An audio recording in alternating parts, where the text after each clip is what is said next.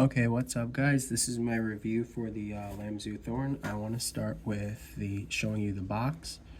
Alright, so you take this cover off and then you're gonna get this fancy opening up.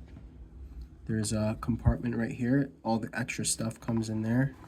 Then we get this other compartment where the mouse is inside. Pretty much it. It's just a cool box. I wanted to show you that. Then the mouse comes with a cable,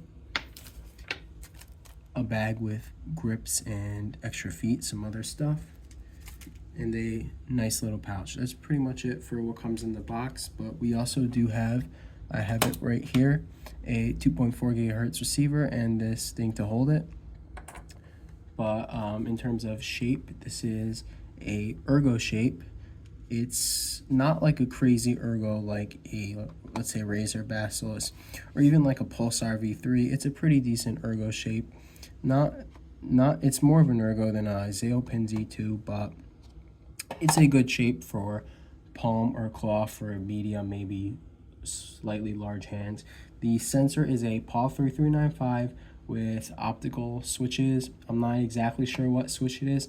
2600 DPI Nordic 52840. The weight is 52 grams. The build quality is pretty solid. No flex. Very good build quality, to be honest. My unit with the current skates I'm using right here is 50.4 grams, sorry, and then you see that there's a lot of bottom holes, but I don't really care. It doesn't really matter with the bottom holes. The stock skates are PTFE, pretty solid. I just like these better, but they were probably the best stock skates I've ever used. I know I say that a lot, but they just get better every time. The mouse also does support 4K, but I ended up getting the 1K option, but you can buy an additional 4K for this. There is going to be an 8K dongle coming out later on, so I would just say maybe stick to the 1K so you could just buy the 8K later, but the battery is going to suck with the 8K anyway. Anyway, yeah, let's get into battery. 1K battery on this is decent. It's not as good as the VXE-L1 Pro Max because it has a bigger battery, but it's acceptable. 4K, I don't know if it's going to be good battery. Probably not. 8K will probably be horrible. So if you want to use this as a 1K mouse, yeah, good battery. Otherwise, I can't say so. Software is generic. It literally, the software icon has the same software icon for a different mouse, so they're probably just using some random Chinese software. I don't know. In terms of in-game performance, no issues, no cutting out, nothing. It's been a solid game. I've been playing Apex with it and Warframe. It's been pretty solid. I mean, I'm more of an average player, but I haven't had no issues with this. This has probably been my favorite mouse to game with so far. And in terms of click feel, feels good. Doesn't feel like I'm getting any pre-travel or anything. I really love these side buttons. They're the most satisfying side buttons personally I've ever used. But overall, the switches could be better. Like the Zeopin Z2 has hot swap switches. I already tried 2 different switches in here, and I've really liked them. So I would like if these used like better mechanical switches or something, but it's fine. And then, so the price right here is $92 for the 1K version.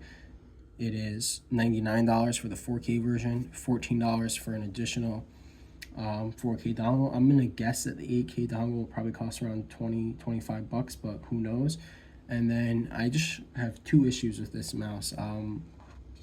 So first off, the coating, I don't know if you can tell on here, picks up everything, and it's not the most annoying thing in the world. It just makes your mouse really dirty, but so it's a decent coating. It's just not as good as something like the Zeopin Z2. It doesn't pick anything up. It's more rubbery. It might not pick stuff up because it's white, so like I said, but it's just more of a rubbery, grippy coating. My hands get a little sweaty, and so for me, this has been the best coating.